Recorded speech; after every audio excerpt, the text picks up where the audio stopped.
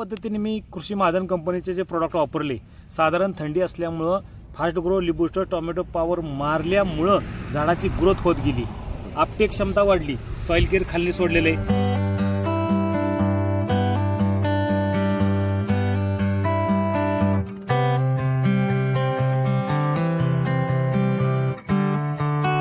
नमस्कार, मी जालिंदर सोळसकर, मुक्काम पोस्ट सोळशी, तालुका कोरेगाव, जिल्हा सातारा. माझा मोबाईल नंबर 9764374590, गाव सोळशी. मी 1 ऑक्टोबरला जुकिनीची लागवड केली होती. जुकिनीची लागवड करत असताना ते बारकाईनं बघितलं तर पहिल्यांदा झेंडू पीक होता.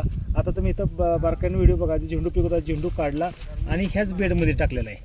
म्हणजे झेंडू काढून ह्या बेडमध्ये टाकलेला आहे, म्हणजे त्या उष्ट्या बेडवर आपण लागवड केलेली. बरोबर. त्याचा चमत्कार बघितला तुम्ही. एक विशेष या पिकाचं आहे. आम्ही काय केलं की सर्वे करून सर्च करून ते आम्ही लागवड कधी करायचं ठरवलं होतं आणि त्या पद्धतीने आम्ही 1 ऑक्टोबरला लागवड केली. 1 ऑक्टोबरला लागवड केल्यानंतर 6 महिन्यामध्ये प्लॉट चालू झाला आणि चालू झाल्यानंतर इतकं उत्पादन निघालं की जवळपास एका झाडापासून नाही म्हणलं तर किती आपण मोजले, 23 फळं निघाली. आता 23 फळं निघाली तर 30 रुपये साधारण 300 ग्रॅमचं जर पकडलं तर सर्वसाधारण माझ्या हिशोबाने 9 किलो माल ॲव्हरेजली माल निघाला. एका झाडाला एवढा ॲव्हरेजली माल निघत नाही, पण जेव्हा काम करणं गरजेचं आहे. म्हणजे जेव्हा काम कसं केलं पाहिजे तर बेसल डोस मी टाकलेला नव्हता, परंतु ज्या पद्धतीने मी कृषी मादन कंपनीचे जे प्रोडक्ट वापरले, साधारण थंडी असल्यामुळं fast grow leaf booster tomato power मारल्यामुळं झाडाची ग्रोथ होत गेली, आपटेक क्षमता वाढली, सॉइल केअर खाली सोडलेले. परंतु हे महत्त्वाचं असं आहे की आपण जुन्या पिकावर जर प्लॉट लावत असताना हा प्लॉट 100% येतो, पर त्या सुरुवातीला अगोदर करताना निर्जंतुकीकरण केलं पाहिजे जमिनीचं. निर्जंतुकीकरण करून मग प्लांटेशन केलं पाहिजे. बारकाईनं तर तुम्ही बघितलं तर तुम्ही कॅमेऱ्याचं बघा की साधारण इथं बघा 1, 2, इथं 3, इथं 4, इथं 5, इथं खाली ह्या साईडला बघा झाड काढतं 6, 7, 7 झाले तर 8, इथं 9, ह्या साईडला 10, इथं 11, 12, इथं बघा 13, इथं 14, इथं 15, इथं 16, 17 उचलू आपण, इथं 18 बघा, इथं 19, इथं 20, इथं 21, इथं 22चा तुम्हाला काढून दाखवतो. बघा ह्यो दिसणार नाही, 22 तोडायचं का, 22, 23, 24, 25, म्हणजे 25 फळं आत्तापर्यंत झाली. 25, 26, 27, 28 आणि ह्या आता 29 व चाललंय आणि फुलं गळ्यात आहे. म्हणजे सर्वसाधारण आपण किती 26च धरूया, कोणीले 3 करा, 9 किलो मला वाटतं माल सरासरी हे तयार झाला. 9 किलो माल तयार होत असताना बारकाईने तुम्ही बघा की सर्वसाधारण 1 ऑक्टोबरला लागवड केल्यानंतर मध्यंतरी लेडीजची टुर्नामेंट होती मुंबईमध्ये ना, वर्ल्ड कप होता. वर्ल्ड कपच्या काळामध्ये 140 रुपयाला किलो गेला. म्हणजे सिंगल पीस आहे ना हा साधारण 50 ते 60 रुपयाला तयार होता. आणि आज तारीख किती आहे, आज 18 डिसेंबर. आजचे 18 डिसेंबर आहे. मग 18 डिसेंबर असून त्यावेळेस होऊन 18 डिसेंबर असून आज पण सर्व ब्रँचेस वगैरे फुलं वगैरे सर्व माल चालू आहे.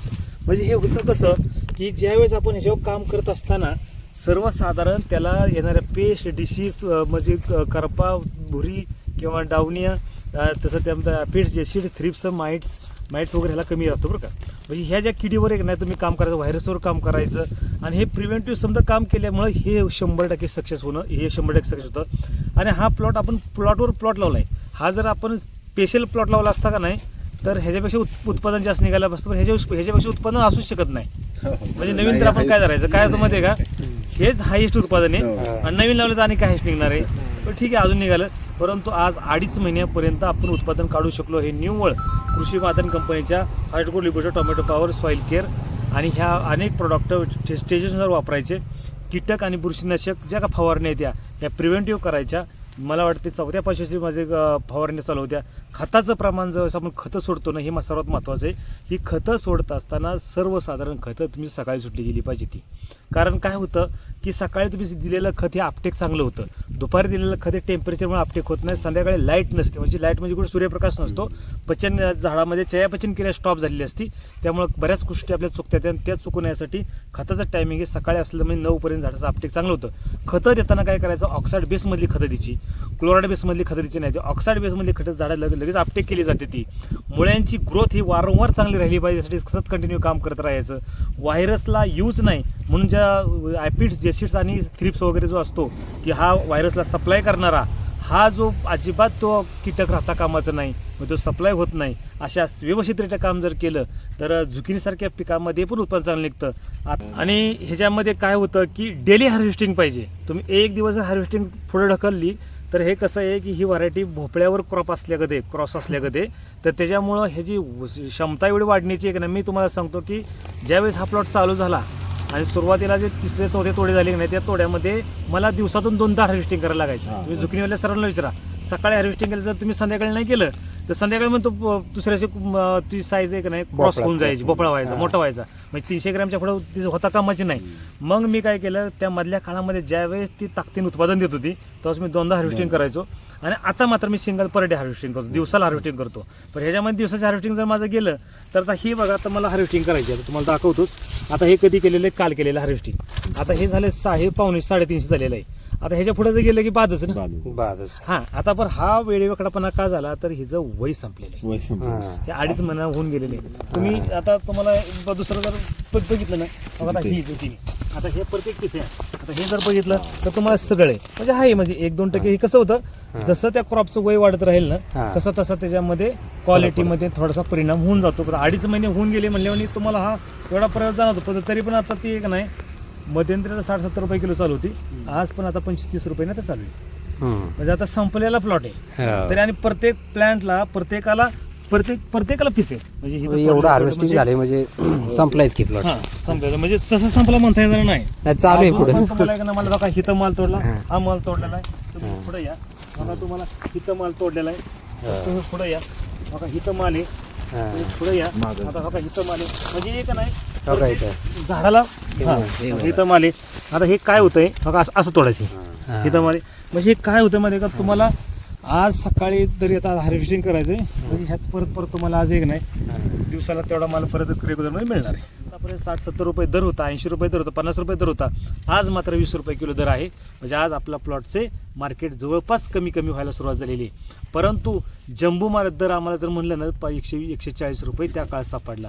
90 सरासरी दर मला 70 ते 80 रुपये मिळाले. तर तुम्हाला आजचा दर 18 डिसेंबर आहे ना आज, मग 18 डिसेंबर आजचे दर तर तुम्ही आता लाईव्हमध्ये काढले तर काल परवाचे दर उतरले समजे, तर सर्व दर आहे का नाही पाठीमागं जर बघितलं तर इतके जबरदस्त दर होते. रोपं हे सर्वसाधारण 5,000 रुपये ती 2.5 एकर प्लॉट आहे. हा आपला ग्रीनचा आहे आणि खाली ती येलोचा आहे. येलो आणि ग्रीन दोन्ही चालू आहे.